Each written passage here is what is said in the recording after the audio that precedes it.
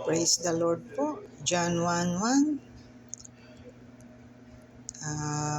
John chapter 1 verse 1. In the beginning was God, and the Word was with God, and the Word was God.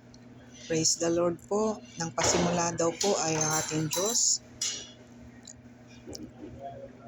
Kaya sa Kanya lang po tayo manalig. Nawa idalangin niyo rin ako na magkaroon ng lakas sa tuwi-tuwi na, sapagkat mabigat po ang labanan natin talaga ngayon.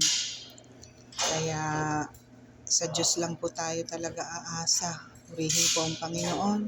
Marami po salamat sa inyo.